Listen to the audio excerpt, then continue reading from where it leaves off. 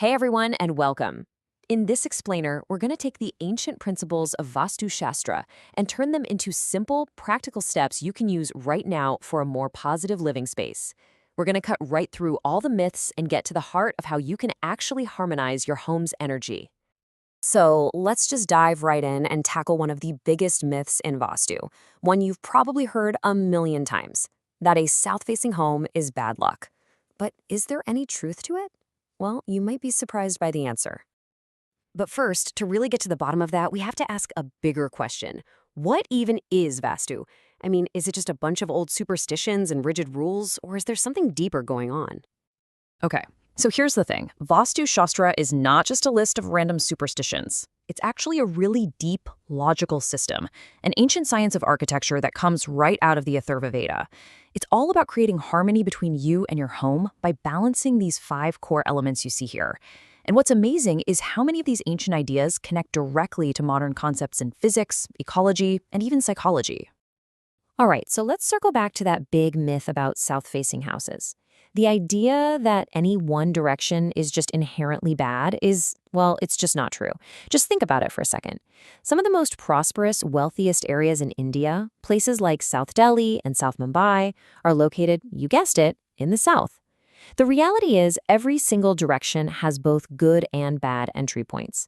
An east-facing house isn't some automatic guarantee of success, and a south-facing one is definitely not a curse. So, what this all boils down to is that prosperity isn't about some single lucky direction. It's about balance. It's about positive karma. And it's about understanding the specific energy of your home's entrance no matter which way it faces. The south can actually bring you incredible prosperity if your home's Vastu is aligned correctly. Okay, so let's start our little tour of the home right at the front door. I want you to think of it as the mouth of the house. It's the main gateway where all the energy, both the good and the bad, comes flowing in. Getting this one part right is absolutely crucial. So a few really key rules for your main entrance. It should always be the biggest door in your house. You want a grand, welcoming entry for all that positive energy. And keep the area just inside clear. No shoe racks piling up right by the door. But here's a really common mistake I see a lot of people make, putting an idol of Lord Ganesh on the door. He is a deity you worship inside your home. He's not meant to be a gatekeeper. For real protection at the entrance, the swastika is by far the most powerful symbol you can use. You know, making this symbol yourself, with your own hands, is actually considered the most powerful way to do it. You just mix some vermilion with jasmine oil, draw the symbol, and fill it in. But hey, if that's not your thing, don't worry. A simple framed swastika placed near the door also works wonders to block a negative energy from getting inside. All right, so we've secured the entrance. Now let's move inside, into the really personal spaces of the home. The energy in your bedroom has such a direct, powerful impact on everything. Your relationship, your peace of mind, how well you sleep at night, you name it. And you know, what's so fascinating here is how much symbolism plays a role. So for a married couple, the southwest zone, that's the sweet spot. If you put a happy, smiling family photo there, you're sending this direct, positive message out to the universe about your bond. And be careful with colors. Light reds and yellows work well here, but blues and whites can mess with the energy. And this is a big one. An attached toilet in this zone literally acts like a drain, pulling all that positive energy right out of the relationship.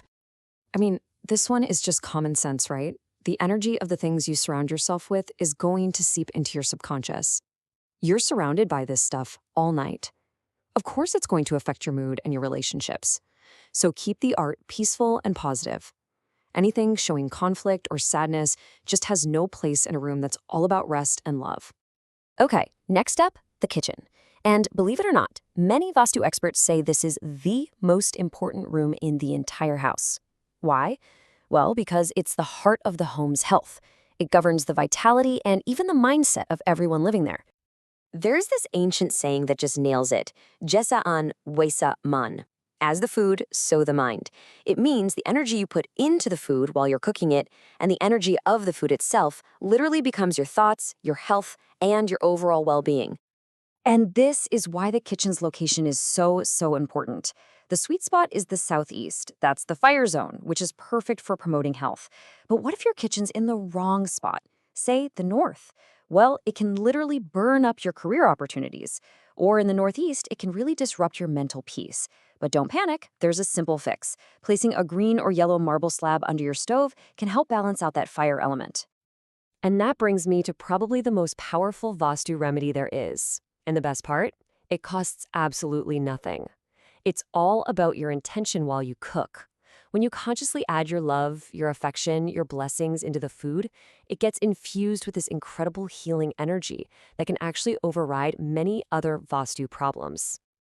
Okay, to wrap things up, let's go over some really simple, super high-impact tips you can use pretty much anywhere in your home to see a big shift in energy. These are the easy ones. So this chart is basically Vastu 101 when it comes to quick fixes. It's all about color. Each direction has an element, and each element has a color. When you match them, you boost the good energy. But when you mismatch them, like putting blue, the color of water, in the fire zone of the southeast, you create a clash. It's that simple. All right, here are some awesome universal tips anyone can do. First, if you're painting and you're not sure what to do, a light ivory or a soft yellow is your best friend. It's universally safe. Second, be careful with plants. Avoid anything thorny, like a cactus, and especially bonsai trees, which literally symbolize stunted growth. And this is a big one. Get rid of any dried flowers. They're just stagnant, dead energy. Think about it. If you have them in your relationship corner, what message are you sending? You're basically asking for that energy to dry up. And, we've talked about layouts and colors and directions, but maybe the most profound Vastu principle of all has nothing to do with any of that. It's all about your mindset. It's this idea that an abundance mindset is what truly attracts abundance. When you spend money happily, when you don't haggle with a small vendor over a tiny amount, you're sending a powerful signal to the universe that you're ready for more. So the real question I want to leave you with is this: is your thinking aligned with the wealth and happiness you want to attract?